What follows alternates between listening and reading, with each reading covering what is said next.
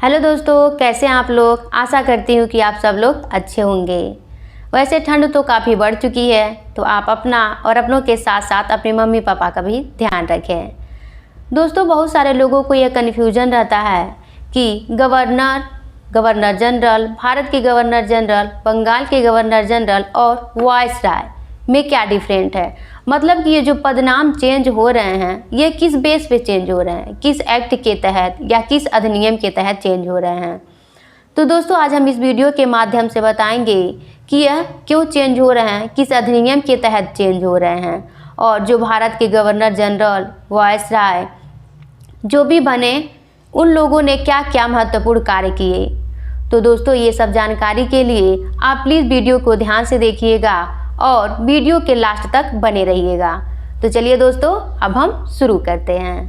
नमस्कार दोस्तों, मैं हूं निक्की और आप देख रहे हैं निक्की स्टाइल। आज हम बात करने वाले हैं भारत के गवर्नर जनरल के बारे में। दोस्तों, उस समय भारतीय उपमहाद्वीप पर ब्रिटिश राज्य का प्रधान पद था। स्वतंत्रता प्राप्ति से पूर्व कोई भी भारतीय इस पद पर नहीं बैठा। बंगाल का गवर्नर जनरल, भारत का गवर्नर जनरल और भारत का वायसराय, ये जो सभी पद हैं, एक के बाद एक परिवर्तन हो रहे हैं, लेकिन ये पद किसी कारण और भूमिका की वजह से परिवर्तित हो रहे हैं। तो दोस्तों, आज हम जानेंगे कि गवर्नर जनरल, बंगाल के गवर्नर और वायसराय की क्या भूमिका रही और उनका शासन कब से कब तक रहा। अंग्रेजी हुकूमत जब भारत के ऊपर राज करना शुरू किया, तब सर्वप्रथम जो गवर्नर आए वो ईस्ट इंडिया कंपनी के थ्रू आए। Governor general of the presidency of fort William के शीर्षक के साथ इस कार्यालय को 1773 में नियुक्त किया गया। 1773 से 1858 ईस्वी तक गवर्नर जनरल की नियुक्ति ईस्ट इंडिया कंपनी के द्वारा ही नियुक्त की जाती थी, लेकिन 1857 के विद्रोह के बाद इनकी नियुक्ति ब्रिटिश सरकार द्वारा की जाने लगी। बंगाल का गवर्नर। दोस्तों, 1757 की प्लासी के युद्ध में जब अंग्रेजों ने नवाब सिराजुद्दौला को हराया, तब इनको बंगाल की पूरी शक्ति प्राप्त हो गई। उस समय बंगाल का क्षेत्र अपने आप में पूरे भारत का 1/4 भाग था, जनसंख्या और उत्पादन के आधार पर। बंगाल का गवर्नर रॉबर्ट क्लाइव, जो ईस्ट इंडिया कंपनी द्वारा भारत में नियुक्त होने वाला प्रथम गवर्नर बना। रॉबर्ट क्लाइव पूरे बंगाल पर अपनी शक्ति, अंग्रेजों की शक्ति और ईस्ट इंडिया कंपनी की शक्ति को प्रतिस्थापित कर दिया था। इसीलिए अंग्रेजों ने इसे स्वर्ग से उतरा सेनानायक बताते थे। इसका कार्यकाल 1757 से 1760 ईस्वी तक चला। फिर वापस यह कुछ दिनों के लिए लंदन चला गया और अपना कार्य हलवेल को सौंप दिया था।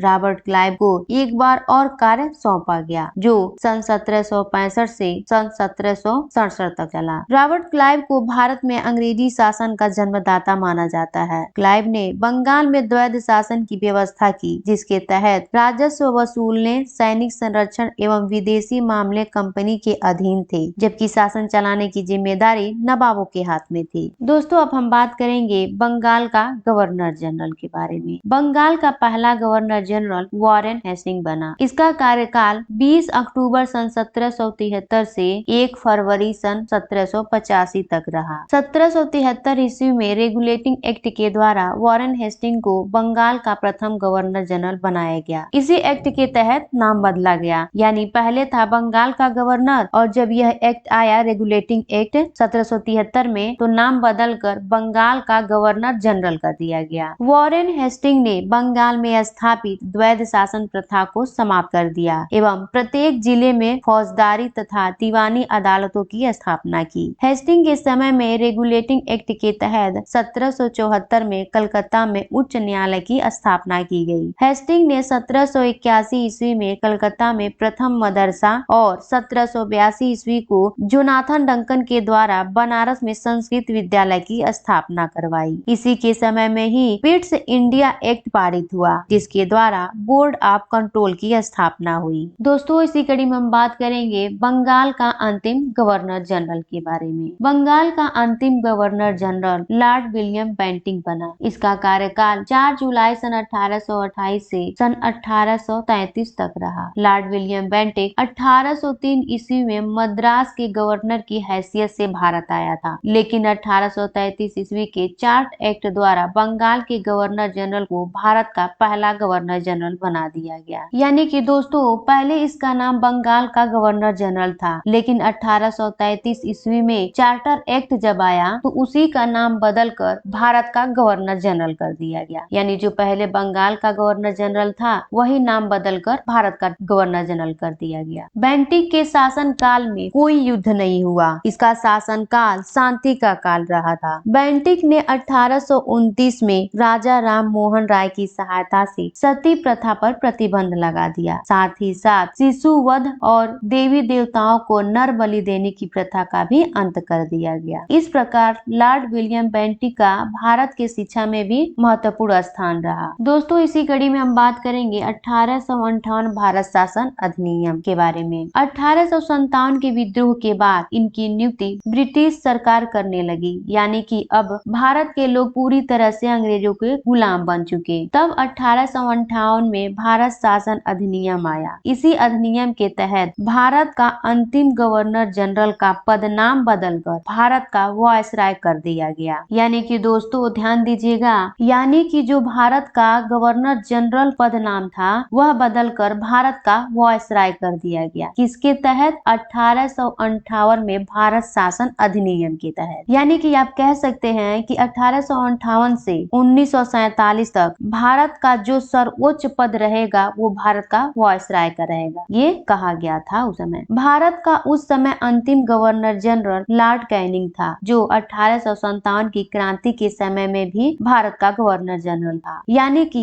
भारत का पहला वायसराय लॉर्ड कैनिंग बना। इसी प्रकार से दोस्तों भारत पे बहुत सारे लोगों ने राज्य किया, बहुत सारे लोग आए गए, लेकिन एक समय ऐसा आया जब अंग्रेजी हुकूमत के अंधकार को चीरते हुए स्वतंत्रता का सूर्य निकला 15 अगस्त 1947 को, और अब भारत हुआ आजाद। इस तरह भारत का अंतिम वायसराय लॉर्ड माउंटबेटन बना। 1947 में जब भारत और पाकिस्तान को आजादी मिली तब एकमात्र भारतीय गवर्नर जनरल चक्रवर्ती राजगोपालाचारी को बनाया गया और दूसरे अधिराज्य पाकिस्तान में कायदे आजम मोहम्मद अली जिन्ना को बनाया गया। लेकिन दोनों रियासतों में गवर्नर जनरल के कार्यालय को तब तक जारी रखा गया जब उन्होंने क्रमशः 1950 और 1956 तक गणतंत्र संविधान को अपनाया। जब भारत का संविधान लागू हो गया तब गवर्नर जनरल का पद समाप्त करके इसके जगह भारत में संविधान के आर्टिकल 52 के तहत 24 जनवरी सन 1950 को राष्ट्रीय पद को नियुक्त किया गया। यानी जो पहले पद था